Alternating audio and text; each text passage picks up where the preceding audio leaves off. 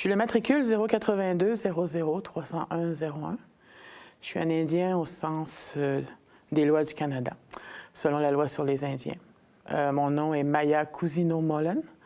Je suis de la nation Innu et principalement basée au Québec.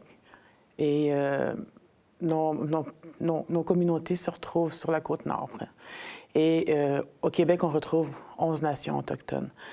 Et moi, je suis écrivaine, poétesse, et aussi je travaille pour une firme d'architecture Évoque à titre de conseillère en développement communautaire pour les Inuits et les Premières Nations. Être autochtone au Canada est un acte politique en soi, déjà, tellement c'est une question sensible. Selon la loi sur les Indiens, on retrouve trois grandes catégories d'Autochtones. Les Premières Nations, qui regroupent plusieurs nations autochtones, les Inuits et les Métis, surtout la nation métisse de l'Ouest. Donc, le terme Première Nation a lentement évolué, parce qu'avant, on appelait ça les réserves indiennes. On était tous des Indiens. Puis il y avait ce qu'on appelait dans le temps aussi les Esquimaux. Et par la suite, tranquillement, il y a eu un mouvement politique au Canada, un peu avant la crise d'Oka, qui a fait que ça a mobilisé les gens. Et tranquillement, le terme, même le gouvernement canadien a commencé à appeler Première Nation. Mais qu'est-ce qui est arrivé? C'est qu'on appelait maintenant la première Nation Innu des Quanchit, ou la Première Nation Innu de Natashquan. Mais en fait, il y a une nation Innu. Fait que ça a amené pendant un certain temps une confusion. Mais maintenant, je pense qu'il y a un autre changement dans les termes. On dit oui, la nation Innu, la nation Nero-Wizio. Donc, quand je dis ce terme-là, c'est Atikamekw, plus connu sous ce terme-là. La nation Kanien'kehá:ka et les communautés. Donc, la communauté des Quanchit, la communauté de Natashquan. Et c'est l'évolution aussi, hein, comment les gens décident aussi d'être appelés, d'être nommés. Et maintenant, on aimerait que le public se sensibilise à nous appeler. On n'est pas juste des Indiens, on n'est pas juste des Autochtones. Moi, je suis Innu. Mon ami peut être Atikamekw. Mon autre ami peut être Abénaquis. Donc, ils nous identifiaient par nos nations respectives. On était des peuples nomades. On se promenait sur le territoire. On changeait de place selon les saisons pour s'adapter. Où était le gibier? Donc, et ça dérangeait les gens qui sont arrivés sous le concept de terra nullius. Ils ont dit « Oh, il n'y a pas grand monde qui occupe ici, c'est à nous », sans nécessairement nous poser des questions. Du côté du Canada français à l'époque, peut-être que les discussions étaient un petit peu plus allégées, mais tout n'a pas été rose. On parle de diverses lois et diverses applications qui ont été prises pour nous assimiler. Il y a eu la mise en réserve, qui était gérée par un agent des Indiens. Cette personne était cordialement détestée parce qu'elle appliquait la loi, puis il y avait aussi le clergé. Le clergé est arrivé et a aussi imposé ses croyances, faisant en sorte de jouer sur le rôle de la femme et aussi sur nos croyances à nous, en disant que c'était le diable, c'était le mal, et nos femmes devaient s'habiller différemment parce qu'elles étaient objets de tentation. Et par la suite, c'est ça, les tentatives d'assimilation ont commencé. Donc, la mise en réserve. Puis ce qui a fait qu'à un moment donné, quand ils nous ont aussi renommés, le curé nous donnait d'autres noms. Et à quelque part, l'effet pervers que ça a eu, c'est qu'on a perdu nos filiations, qui étaient nos cousins, qui étaient nos parents proches. Puis il fallait demander la permission à l'agent des Indiens et au curé si on voulait se marier avec quelqu'un d'une autre communauté ou si on voulait seulement sortir de la réserve. Ça allait jusque-là. C'est une belle loi d'apartheid, en fait, je pense. Cette loi, l'Indian Act, comme tu l'appelles, ou la loi sur les Indiens, existe encore. La preuve, j'ai ma belle petite carte ici, avec mon numéro, mon matricule que j'ai nommé tantôt. Je le connais par cœur. Juste une petite parenthèse. Il y en a chez nous maintenant, surtout chez les Inuits, j'ai remarqué, il y a une écrivaine, elle se les fait tatouer ici, comme les Juifs. Un autre se l'est fait ici, avec même la double courbe Innu, c'est un point d'artisan. Et moi, mon personnage, dans ma nouvelle, Anish, c'est le nom du personnage, se le fait tatouer sur la nuque, mais avec un code barre. C'est un code barre comme un produit, puis au-dessus, tu as un numéro. Moi, je ne l'ai pas fait. J'ai pensé à le faire, mais je ne l'ai pas encore fait. Donc oui, cette loi est encore là. Mais on n'a plus d'agents des Indiens qui nous laissent sortir, ou on n'a plus de curés qui nous disent qu'est-ce qui est mal, qu'est-ce qui est bien. Non, on sort, on est même rendu en milieu urbain. Moi, par exemple, à Montréal, on compte plus de 20 000 Autochtones vivant en milieu urbain. Puis ce qui arrive aussi, c'est qu'il y a des communautés autochtones qui sont imbriquées à même certaines villes, comme Sept-Îles, Montréal, qui est à Kahnawake, pas loin, Kanesatake, un petit peu plus loin. Excusez-moi, Sept-Îles, c'est la communauté de Uashat, communauté Innu. Ils sont étroitement liés. Mais c'est ça, il y a un mouvement aussi. Tu sais, si on veut percer dans l'art ou le travail, il faut sortir, il faut aller en ville. Parce que souvent, le conseil de bande, il y a une limite, il plafonne dans ses emplois. Donc, il y en a qui sortent, ou il y en a pour les études vont sortir. On n'est pas enfermé dans nos réserves, mais on en sort. Il y en a qui veulent, mettons, explorer, découvrir autre chose, réussir dans leur art, l'art visuel, l'art théâtral, la littérature. Donc, il faut sortir des communautés. Mais même si ces lieux-là, au début, étaient prévus pour nous détruire, c'est devenu le cœur de la survie de nos cultures et de nos langues. C'est la beauté de la résilience, je pense. Et quand on y retourne, les gens aiment y retourner. C'est la communauté, tout le monde se connaît. Donc, on est conscient qu'on a passé à travers des horreurs. Puis on travaille vraiment fort pour s'en sortir. Puis ce qui est merveilleux, c'est que les communautés veulent aussi maintenant s'ouvrir aux autres. On n'est pas des milieux fermés, on n'est pas des ghettos, comme des fois les gens ont peur. Les gens veulent développer des instituts touristiques, des moyens pour accueillir les visiteurs. Je pense à des communautés Atikamekw qui reçoivent des visiteurs européens ou des visiteurs du Québec, mais qui veulent être sûrs de bien les accueillir, leur faire connaître la culture, le territoire qu'ils utilisent, les chants, les légendes, avec des aînés, donc plein de belles choses. Fait que ça, tu sais, il ne faut pas rater ce rendez-vous-là. Puis il y a un beau momentum au Canada là-dessus. Même s'il y a des débats, il y a des choses dures qui nous arrivent, on est quand même en train vraiment là, de se permettre de s'exprimer encore plus par divers médias. C'est ça qui est beau. On a eu dans les années 90 ce qu'on appelle la crise d'Oka. On voulait construire un terrain de golf sur un territoire où il y avait des gens de la nation Kenyan-Keaga, donc Mohawk, enterrés là. Et il n'y a pas eu beaucoup de consultations, pas de considération. Ce n'était que le développement économique qui primait. Et ça a amené une levée de boucliers. Ça a fait qu'il y a eu... Le pont Mercier a été fermé, il y a eu des barricades, il y a eu l'intervention de l'armée. Il y a eu mort d'hommes. On a beaucoup parlé de la mort du caporal Lemay, mais on n'a pas parlé de la mort qu'il y a eu du côté des Mohawks. Il y a eu des dépressions, il y a eu sans doute des suicides. Il y a un aîné qui est décédé. Parce qu'il y a eu un moment donné où des citoyens de la communauté ont voulu sortir parce que le conflit s'en venait quand même intense. Et il y avait des gens, des Québécois, autres qui les attendaient à la sortie avec des bouteilles, des roches. Et ça, le Canada s'en vante pas. Même moi, quand j'ai vraiment commencé à m'intéresser plus profondément à la question à un âge aussi plus mature, quand j'ai vu ces images-là, ça m'a bouleversée, ça m'a amené de la rage, puis de l'émotion, puis de la colère. Parce que je comprends pas que dans nos propres terres, dans mon propre pays, on puisse se permettre une telle haine pour l'époque. Mais ça nous a permis, je crois, s'il n'y aurait pas eu la crise d'Oka, je serais peut-être pas ici, dans ce sens-là. Et l'assimilation s'est continuée par les écoles résidentielles. Parce que le meilleur moyen d'attaquer une nation, c'est ses enfants et ses femmes. Et ma mère a été dans ces écoles résidentielles. Il y a eu des histoires d'horreur partout. Il y en a qui ont eu des bonnes expériences, mais elles ne font pas la majorité.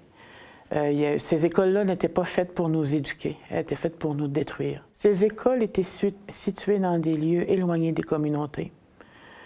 Le curé, l'agent des Indiens venait chercher les enfants. Et des fois était accompagné de la GRC s'il le fallait. La Gendarmerie royale du Canada. Et donc les enfants étaient des fois pris de force, embarqués dans des avions, parqués comme des animaux, et rentrés dans ces écoles, pas adaptés.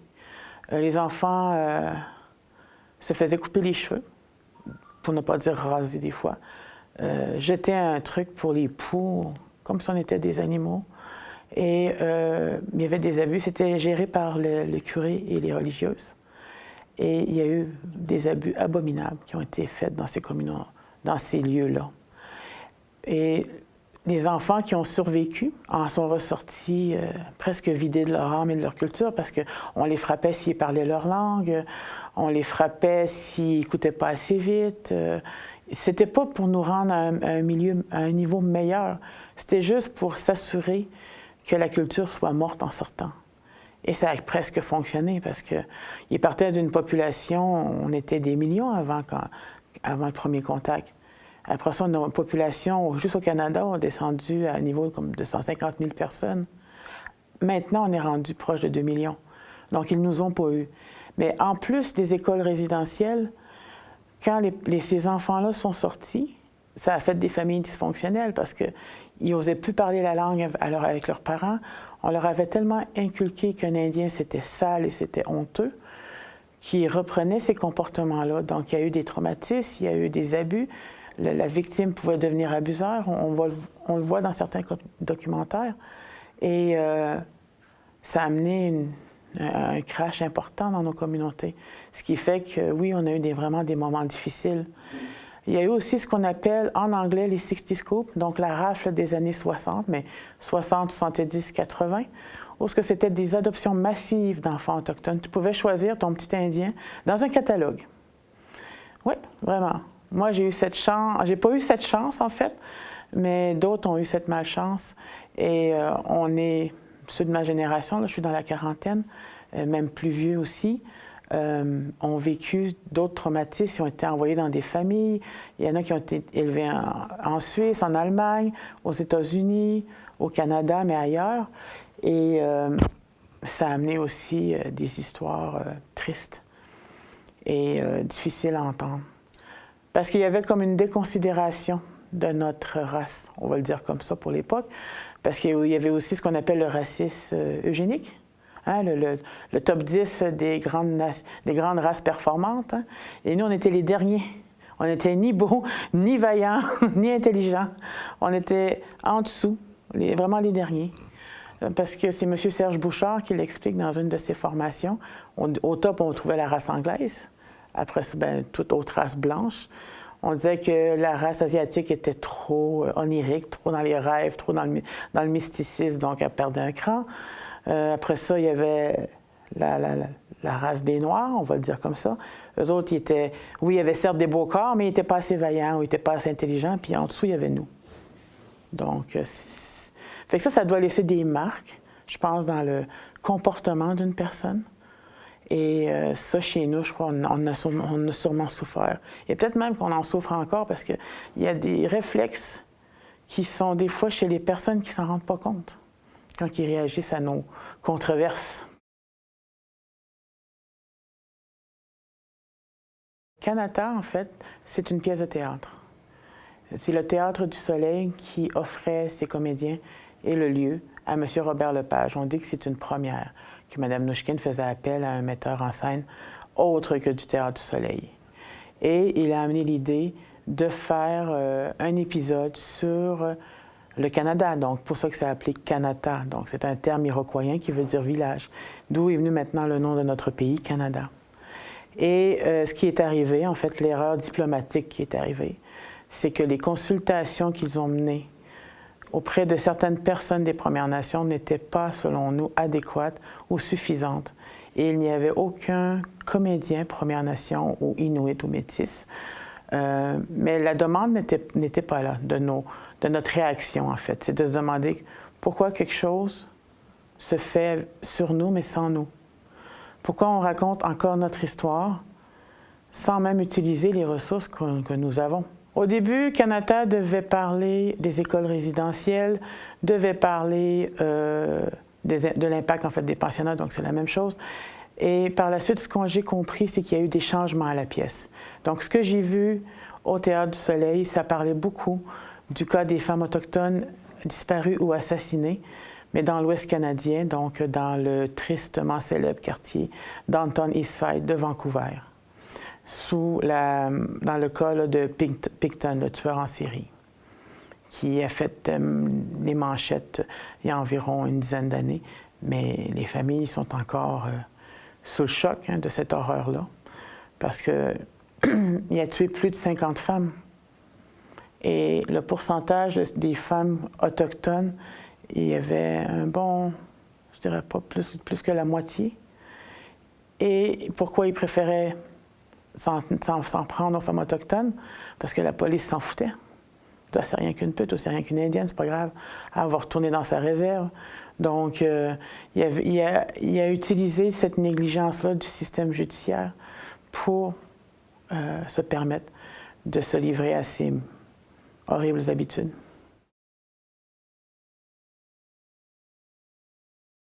En fait, ça a suscité, oui, un débat, j'aime beaucoup le terme, ça n'était pas pour nous une controverse. En fait, je pense que c'est les réseaux sociaux qui s'en sont chargés d'en faire une controverse. Parce que nous, quand notre réponse à Kanata est sortie, la première lettre, il y a eu un immense débat sur les réseaux sociaux. On a vu de tout, là. On a vu des propos incroyables, des propos même des fois méchants. Certains dans le groupe ont été plus affectés que d'autres. Moi, je m'en ai un petit peu foutu parce que c'est pas la première fois qu'il y a des trolls sur le net, puis il va toujours y en avoir. Et par la suite, quand tout ce débat-là a eu lieu, qu'on les a rencontrés, ils sont venus nous voir à Montréal, Mme Mnouchkine et Robert Lepage, ça a été une discussion teintée de respect. Il y a eu des fois des moments un petit peu plus échaudés, mais je veux dire, quand on ose aborder un sujet sensible, c'est le risque à courir. Hein? Donc, et par la suite, quand ils ont décidé d'annuler la pièce au Canada parce qu'il manquait d'investisseurs, les investisseurs s'étaient retirés du projet, trouvant le sujet politiquement sensible, il y a un moment de silence, je pense bien, où ils ont réfléchi et ont décidé de quand même tenir la pièce, mais ici en Europe. Et de ce que j'ai compris aussi, c'est qu'eux aussi ont essuyé la rumeur des réseaux sociaux. On dirait que c'est le troisième interlocuteur qu'on oublie de prendre en compte, parce qu'eux aussi ont essuyé des injures, ont essuyé des commentaires, des bons comme des mauvais, et nous aussi, ça fait pareil. Donc, ça a eu un impact, et je crois que des fois, le public peut avoir confusion. Il peut y avoir une confusion, en fait, parce qu'on nous a accusés de faire de la censure, alors que ça n'a jamais été le cas. Et on le dit, il y a des lettres qui ont sorti, il y a des reportages où on répète le message, et on n'a jamais voulu que la pièce n'ait pas lieu. On trouvait juste dommage de ne pas avoir été mieux consulté, mieux impliqué, parce qu'on a une telle richesse. On a travaillé tellement fort sur notre résilience qu'on trouvait ça dommage de ne pas pouvoir le partager avec ces gens. Et même dans la soirée, la première rencontre, je leur ai dit, j'ai dit, vous devriez vous sentir privilégié d'être choisi pour cette polémique. Parce que vous êtes des gens avec un tel pouvoir d'influence, vous êtes des monstres du théâtre, et vous tombez dans cette discussion, vous devriez vous sentir honoré. Parce que vous avez le pouvoir de faire quelque chose. Mais quand je suis arrivée ici et que j'ai vu la pièce, j'ai été attristée. Parce que moi, je venais vraiment avec un optimisme naïf. J'ai dit, ils vont nous surprendre parce qu'il y a eu tellement de rebondissements. On annule, on reprend, on retravaille. OK, mais j'ai dit, ils vont arriver avec quelque chose qui va nous surprendre. Mais j'ai été quand même déçue. Malgré tout ce que toute bonne critique de théâtre peut dire, moi, je suis restée avec une touche d'amertume, mais je suis quelqu'un qui veut être optimiste. Je me dis peut-être que dans les années à venir, le débat Kanata aura quand même amené chez nous, au Canada, la réaction maintenant nécessaire chez toute personne qui veut travailler sur les Premières Nations, les Inuits ou les Métis. Oups, je vais aller voir qu'est-ce qu'ils font et si ils sont en accord avec ce que je fais, si ça respecte ce qu'ils sont ou ce que nous sommes. J'ai été attristée par comment on n'osait pas aller en profondeur. Ça paraissait qu'on n'était pas impliqué. Ça paraissait qu'il n'y avait pas eu de casting autochtone, qu'il n'y avait pas eu de consultation, ou même la présence d'aînés. Chez nous, c'est important, les aînés. Et leur sagesse est importante. Ils amènent aussi un rythme de travail peut-être un peu différent, que peut-être le théâtre n'est pas habitué, mais il manquait la touche, notre touche à nous, notre empreinte culturelle à nous. Et il y a eu aussi, dans le traitement du meurtre d'un des jeunes personnages, ça a été violent. Puis ça faisait trop superficiel tant qu'à moi. Et ça pouvait être brutal parce que les familles chez nous ne sont pas encore guéries de ça. Les familles de ces victimes-là ne sont pas guéries. Et je disais dans un autre article que je ne recommanderais pas à quelqu'un qui a vécu ce drame d'aller voir la pièce. Pour l'avoir expérimenté moi-même dans un autre sujet, comme les écoles résidentielles, où j'ai été voir le film qui s'appelle Indian Horse, selon le livre de Richard Wagamese. C'est l'histoire d'un jeune qui était dans les écoles résidentielles et on comprend pourquoi sa déchéance. Moi, ça m'a ramené à ma propre mère et s'il n'y a pas de filet de sécurité, ce que j'appelle un filet de sécurité, c'est dans ces films qui sont déclencheurs de certains traumatismes, s'il n'y a pas un aîné ou un travailleur social pour accompagner les survivants, ça va nous ramener peut-être désagréablement en arrière. L'appropriation culturelle, selon ma perception à moi, donc elle peut être sujette à modification. C'est un exemple, je vais donner des exemples que j'ai vus chez moi. C'est un exemple quand à l'Halloween, on vend des costumes d'Indiens en faux cuir et où est-ce que la femme est naturellement habillée très sexy. Je vais appeler appropriation culturelle même malsaine. Il y a eu une femme américaine qui s'était habillée en Pocahontas sexy, mais avec un trou dans la tête. Oui, elle avait comme ça, on lui avait tiré une balle, elle avait mis ça. Et c'était tellement irrespectueux. Il y a eu des réactions assez chargées chez nous. Parce qu'on est beaucoup sur Facebook, nous, les Premières Nations, tout ça, même les Inuits et Métis. On se retrouve beaucoup sur l'Internet. C'est un important pour nous vecteur de diffusion, de communication, de mobilisation même. Et ça s'était promené et ça m'avait vraiment choqué. Ça, c'est vraiment une mauvaise appropriation culturelle. Je pense que ce qu'on appelle l'appropriation culturelle, c'est quand on dit on s'approprie, hein, déjà dans le terme, c'est que je prends quelque chose sans demander si c'est à moi ou si je peux le prendre. Donc, il y a ce côté-là un peu qu'on ne se questionne pas. Où est-ce que ça ne devient plus de l'appropriation culturelle? Pour revenir encore au film d'Indian Horse, c'est que oui, le producteur non autochtone a pris un livre d'un écrivain autochtone, mais s'est arrangé pour avoir un casting autochtone et avoir des aînés sur le plateau, de se permettre une autre façon de travailler.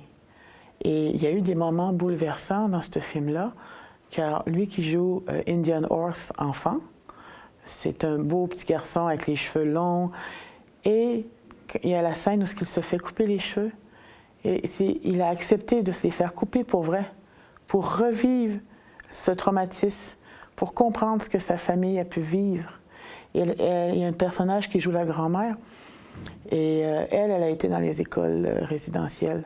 Donc, c'est tout un courage de reprendre des rôles comme ça. Mais si tu sens que tu es supporté par un cercle de ta nation ou un cercle d'aînés, tu peux passer au travers de ces épreuves avec un meilleur apprentissage, une plus belle résilience. Donc, quand il y a ces facteurs de soutien, ça ne devient plus de l'appropriation culturelle. Et c'est ce qui a manqué à Kanata. Même s'il y a eu plein de bonnes intentions. Et je peux comprendre qu'on est en train d'évoluer doucement dans nos réflexions. Mais il y a des choses, des prises de conscience qui vont être peut-être plus dures à réaliser. Parce que c'est pas évident non plus pour ces gens qui sont au sommet de peut-être vouloir piler sur leur ego ou de se remettre en question parce que quand on a atteint ces niveaux, c'est parce qu'on a pris des décisions, on a osé foncer et là, oups, on se fait attends une minute, là. Yo, on est là, nous autres aussi. Puis on a décidé de ne plus rester invisible. Fait que je sais pas si peut-être pour eux, ça aurait paru un recul de nous écouter. Mais pour moi, ça n'aurait pas été un recul s'ils auraient osé piler sur leur ego et d'accepter de nous entendre. Les institutions au Canada ont eu des réflexions nécessaires pour nous aider à être plus présents sur la scène culturelle au Québec. Je vais m'en tenir au Québec parce que c'est ce que je connais. Il n'y a pas juste seulement du côté culturel, je vais parler un peu du côté des municipalités, parce qu'aujourd'hui, ou même dans les universités, on fait ce qu'on appelle la reconnaissance du territoire. Vous allez à Concordia, l'Université Concordia, on reconnaît qu'on est sur un territoire non cédé, de la nation Kanien'kehá:ka, donc la nation Mohawk, et aussi toutes les autres nations qui y vivent, comme la nation Atikamekw, la nation Innu, qui ont aussi marché sur l'île de Montréal avant qu'elle devienne Montréal. Donc, il y a une reconnaissance de notre existence. Le maire de Montréal l'avait fait et ça avait eu un bel impact. Et maintenant, ça commence à se répandre partout. Du côté des institutions culturelles, bien oui, on sent vraiment un intérêt marqué pour notre présence, pour nos œuvres, que ce soit les différents musées à Montréal ou des galeries comme la Guilde. Il y a des grandes expositions qui se font. Il y a des artistes maintenant comme Nadia Mir, des troupes de théâtre. On parle des artistes comme Caroline Monet, Émilie Monet, des troupes de théâtre comme Menuan Takwan, Onishka Ondinok, qui ont fait un travail acharné. Tout n'est pas gagné. Parce que ce qui arrive, c'est qu'il manque de comédiens Premières Nations. Parce que, premièrement, c'est dur de percer. Ceux qui ont réussi à percer sont en surdemande, ils ne fournissent pas. Et ce qui arrive aussi, c'est que les écoles de théâtre doivent venir nous voir, doivent venir nous visiter. Ce que fait la troupe Menuan Takwan, c'est un groupe où on retrouve M. Charles Bender, Xavier Huard, Marco Collin, Natacha Canapé-Fontaine, Soleil Launière, qui sont Innu, Wendat et même québécois. Et ils vont dans les communautés avec leurs propres moyens, des fois quand ils réussissent à avoir une subvention, et ils vont travailler avec les jeunes pour les éveiller au théâtre, pour leur permettre de partager leur culture. Mais ça, il n'y a pas encore assez de soutien. Fait que oui, il y a des belles choses qui se font. Un exemple, au Conseil des arts du Canada, il faut que dans des projets, comme mettons lui de Kanata, s'il n'y a pas assez de présence autochtone dans des postes importants, le financement est refusé. C'est ce qui est arrivé avec Kanata dernièrement. Le financement leur a été refusé à cause de ça. Ça aurait dû être un message, mais ça n'a pas été écouté. On a eu le soutien de personnes ici, notamment de l'association Décoloniser les arts, qui font un travail sur Paris, que je comprends, qui est assez incroyable, pour justement faire cette prise de conscience. Ils étaient interpellés assez souvent à propos de Kanata, mais ils ont eu le réflexe sensible de se dire on ne peut pas parler à leur place. Et je les salue ici parce qu'ils ont offert 2 billets d'avion qu'ils ont défrayés à leurs propres moyens pour faire venir 2 personnes représentant le groupe des Premières Nations. Donc, c'est Kim Obomsawin, réalisatrice à Benakis, et moi, qui ont été invités à venir ici pour pouvoir profiter de ce moment et de pouvoir aussi s'exprimer de manière chaleureuse et posée, on va dire. À la soirée de la première rencontre au Canada, quand tout a été terminé, Mme Nouchkine est venue me voir, m'a donné l'accolade et m'a donné son adresse courriel lui demandant de lui écrire. Je suis restée quelque temps à laisser la poussière tomber. La vie a continué et j'ai commencé à lui écrire. C'était vraiment une correspondance générale. Je lui ai partagé des informations vérifiables sur Internet. Donc, je lui parlais de la crise d'Oka, je lui parlais d'Alanis Obomsawin. Ce serait peut-être même intéressant de voir ces 2 grands monstres du théâtre ou de la réalisation documentaire se rencontrer. Quelqu'un m'avait soumis cette idée. Et également sur le protocole de recherche des Premières Nations au Québec. Parce que ce qui est arrivé au Québec, on a eu beaucoup de consultants non autochtones, de chercheurs universitaires qui venaient dans nos communautés, prenaient nos connaissances et s'en allaient, sans un souci de réciprocité. Ça fait que ça a amené les communautés à se mobiliser et à développer un protocole de recherche pour maintenant gérer ça. Donc, quand un chercheur doit venir chez nous, dans une communauté, il doit avoir l'accord du conseil de la communauté. S'il ne l'a pas, il ne rentre pas. Et je voulais lui mettre juste ce contexte-là pour qu'elle comprenne pourquoi on a réagi comme ça. Et par la suite, notre conversation a continué sur un ton amical. Et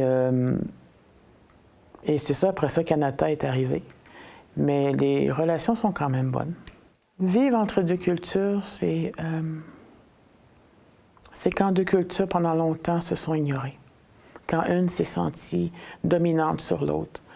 Quand une culture méprisait l'autre. Moi, quand j'ai été adoptée, oui, mes parents étaient merveilleux. Mais j'ai quand même vécu du racisme dans ma famille. C'était soit par méconnaissance, soit par, des fois, méchanceté, c'est arrivé. Mais j'ai vécu aussi un certain mépris de la part de personnes de ma nation parce qu'ils ne comprenaient pas l'adoption, pourquoi j'avais été adoptée dans une famille blanche ou québécoise. Donc, ça a fait que moi, pendant longtemps, je ne pouvais pas m'identifier à un groupe. Je me sentais ni nous, ni québécoise. Fait que ça a peuplé mon adolescence, puis c'est un merveilleux nid pour créer de la poésie. Et en grandissant, là, je suis rendue dans la quarantaine, je me sens à l'aise d'être entre les deux. Et jamais je ne choisirai un camp au mépris de l'autre, en fait. Je suis un hybride, c'est ce que je suis. Et j'apprivoise mieux le fait d'être dans deux cultures parce que ça me permet d'aider les gens peut-être des fois à se comprendre ou à se parler, d'être comme un intermédiaire. Puis ça, c'est un rôle que je m'y sens bien.